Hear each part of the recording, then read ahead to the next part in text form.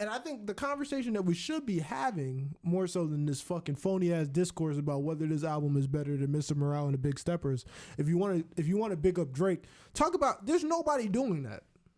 Nobody is putting out a fucking house music album or a club album, whatever the fuck you want to call this fucking album, this dance album like this, and selling that much that easily, no promo, nothing. I've been jokingly saying that the nigga singing over DJ Lil Man beats, but this shit is heavily inspired by Jersey club music. Niggas are not doing that. It would have probably been cooler if maybe he worked with some of the artists that did that do that thing. Like Wolf Kage 973? Yeah, like Wolf Kage 973. Like, yo, check my mans out. Dude. Yeah. If they would have worked with Wolf Kage 973, I could have bigged it up even more. But even still, if you're inspired, you're inspired. There's that one song in there that's chopped and screwed. That's like a Houston influence for that one particular song. Mm-hmm. That's like stuff that you would hear down there. So he was playing around with stuff. He did something that he was been criticized. Well, he's taking a big swing one way. I think this is not what people had in mind when they gave him this criticism. A common criticism, especially with CLB, was that Drake was he had a formula. He kind of just did what he knew worked for a while. That he was kind of giving you. He did a lot of things, right? But he's always going to do those things that you know he does well already. There hasn't been a lot of change or growth in the recent albums, right? Mm-hmm. So have this come out of left field and be completely different and be like, really is kind of like a science experiment for him to see what he can fucking do. And then also be all one thing. Yeah, Instead of being all over the place and like a little bit here, a little bit there. It's focused. Exactly. I think that's interesting for the future. He also... on the day the album dropped, he was on OVO radio, and he was saying that he's going to drop Scary Hours. So I think he's aware. Obviously, he's aware. If anybody's aware, he is of that. He has to feed the bass. His bass is always going to be the hip hop bass, which is why I think people are comparing this to Mr. Morale. If anybody else dropped this album, it's not going to get compared to this Kendrick Lamar album at all. The only reason it's getting compared to the Kendrick Lamar album at all is because Drake is the one that dropped it. Exactly, a big rapper dropped it. If fucking like Burna Boy or something put out this song, we're not having this conversation. Benny the Butcher, Freddie Gibbs. Yeah, even them. Even if one of them did it. It put out this exact same album, we're not having this conversation. It's because Drake dropped it in the rivalry between Drake, Kendrick, J. Cole. Right? That has been a thing for the last fucking decade. Right? So I get it. All right? I'm being a little facetious with you niggas. I'm being a little over the top. All right? But I am sick of you niggas. And this is exactly why I will be listening to Tom Petty. Tom Petty and the Heartbreakers, classic band. Who else can give you that level of consistent artistry of, yeah, this sounds like about like 50 different other songs from the time period, but hey, free fall. Like, I'm sick and tired of you niggas, bro. This is where we only listen to Real American.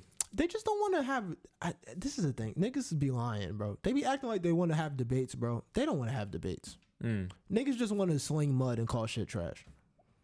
I think that's where my frustration is, because they don't want to talk. They just want to like talk shit. Exactly. Nobody actually wants to talk and have a conversation about the music. No, I don't feel like anybody cares for this art form. Like, all people do is they tear it down. Mm-hmm. They sling mud at it. They take what they like from it and they champion it. And everything else they just spit at and shoo away. It's really strange. It's football. Kind of. Yeah. It kind of is. It's a sports. It's sports. Yeah, rap is treated more like a sport than it is treated like an art. They exactly. You know what? That's a good point. They treat it like they're rooting for the Yankees instead of this is art to be interpreted. Mm-hmm. And if you're anybody else, if you subscribe to any other team, it's trash, it's ass, it sucks. Yeah. You a Kendrick fan? Oh no, yeah, that's trash. Drake, where that? Yeah, that's a good point. I like that. I like that point. Who else gives you this many seasons, bro? Not Kendrick. He's been out for like 5 years. That you know what? If we're having a debate about who is the top rapper right now, if we're taking everything into consideration, if we're taking the sales into consideration, if we're taking in consistency, we're taking in who has classics, we're taking in who's better lyrically, we're talking about who has the better beat selection, who does this. If we're having that conversation, that is a valid point. Drake has dropped every fucking year for the most part, except for between, I think, like Scorpion and Certified Lover Boy. There was like a big gap there. But even in between, he had the Dark Lane demo tapes. You know, Drake is constantly putting out music. What I like to do, I just made this analogy in my head. This may not make sense, but in the WWE games, Drake is John Cena, but prime John Cena, 2012. WWE 2K20, 2012. Overall 95. Kendrick is coming in as The Undertaker. He doesn't show up as much, but hey, he's got an overall 92 still. And he's there and he's doing the stuff. And he's a legend. And you know what? This is my thing. If we're having the Drake versus Kendrick debate, I think is a great one to have. If you look at the points in Drake's favor, he drops music a lot more consistently. He's the top selling rapper that has probably ever lived. You know, the man transcends hip hop, is probably more so a pop star now. Yeah, exactly. He's been transcended hip hop. Yeah. But I would say, if you want to talk about pop star, I would say Kendrick is also a pop star, but Drake is like a pop star in every sense of the word. The man is almost Taylor Swift. Yeah, like he can make, like Kendrick is never going to make like a song that's like, oh, this is a pop song. But you can hear Drake making music that is like, this is a pop song. Like this nigga's just singing over some shit, right? He's just doing something. His ability. He has a lot more ability. He has a lot more range when it comes to actually making music. He's a lot more versatile in that aspect, right? So I think that's a point in Drake's favor. Not only is he consistently putting out music, he doesn't stop. He's obsessive. There's no breaks. Yeah, what else is gonna be his gambling addiction? That's facts. Well, how else is he gonna win all that money on stake, bro? Yeah, also the man wins. The man do be winning. Exactly, bro. He be going crazy. So Drake is a lot more consistent and a lot more versatile. I think those are points in his favor. Kendrick, a big knock that niggas give to Drake is that what Drake album could you say is a classic album? Like undisputed, this is a classic the whole album. Yeah, like this is not even just the whole album, but like what Drake album can you champion? Like this is like, you know, when you talk about Kanye's discography, which is something that comes up all the time, is that he has so many fucking classic albums that will live forever. Like the first three trilogy, the College Dropout trilogy, all right, and My Beautiful Dark Twisted Fantasy, just those four right now are undeniable. You can't deny them at all. Right? I deny them. You can't. Oh, you're okay. wrong. Oh, okay. You're wrong. Just like that, you're wrong. The opinion invalid. Exactly. And then you look at Kendrick Lamar. I would say Kendrick Lamar has more unarguable classic albums than Drake. The man has won a Pulitzer. Exactly. To Pimp a Butterfly is absolutely a classic album. You can't do nothing about it. No. It's insane. No. This shit is literally studied in college courses, bro. Yeah, that one itches my brain like really good. So this one I will not say bad. Exactly. Yeah. Good Kid, Mad City is a classic. That one I might let you argue it, but honestly, that's between you and God.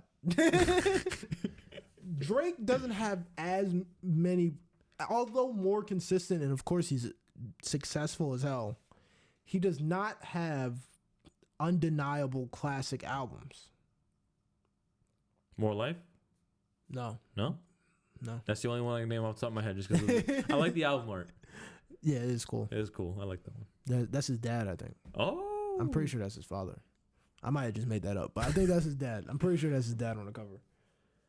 But yeah, he doesn't have undeniable classics in his discography, right? So that's a knock against him. That's a point in Kendrick's favor. So right now, Drake he's more consistent with dropping music, and he's more versatile as an artist, right? Then you have Kendrick has undeniable classic albums, which is a fucking hefty goal. And also, if we're going to talk about who's a better rapper, lyrical spiritual miracle, that's Kendrick every time. I think Drake makes music that is more palatable to the masses. You know, I think Kendrick's music is going to be accepted by the masses whenever it comes out. But I think Drake makes music that is like specifically geared to this is going to appeal to a lot of people. And like he'll speak about some shit, but he won't really go into too much detail. Exactly. He doesn't pigeonhole himself at all. Yeah. All right. So Drake is gonna have all that. He's gonna have mass appeal out of this world. As a fucking rapper, you got to give it to Kendrick Lamar. He's a better lyricist than Drake is. That's just what it is. And in terms of like putting himself out, in terms of bleeding for your art, Kendrick is probably definitely good To Pimp a Butterfly, and then with Mr. Morale. Holy shit, he's put like his like all of his shit out there. And this is why I don't get upset. Whichever one people say is their number one right now as it exists, I'm not upset with either answer. Both have merits in their own rights. They're so different, right? And they excel at different things than each other. I think they can both exist at such a high level that whichever one you say you prefer is your fucking business, right? And I'm with you 100%. But my fucking thing is when nobody wants to have the objective conversations about rap music anymore. It's all just about slinging fucking mud. Nobody wants to talk about whether or not something is good. Nobody wants to talk about I can't even say that word. Nobody wants to talk about what makes these artists and these projects, what makes them what they are. Nobody wants to talk about that shit anymore. Nobody wants to talk about the fucking art anymore. Nobody gives a fucking shit. Nobody wants to deal with that. Nobody gives a fuck anymore. I guess maybe it's because it's too big now to do that. When it was smaller before, it was now rap is pop music at this point. It just is what it is. There is, now that it's so big, it's probably out. Niggas are not going to care. The majority of people out there are not going to care about this shit at all. Right? The majority of people are like, yo, I just like hearing the songs. Which is fine. Yeah, which I think is valid. But it's tough when you're like a diehard for the shit. It's so hard to find members of that community that are willing to go deeper than the surface. And really fucking talk about it. It's a little frustrating at this point in my life. You know? So that's it. That's the only reason why I've been fucking annoyed with the discourse behind this album. I think the album sounds fine. I don't think I'm going to be in the situations where it's going to be played that often. But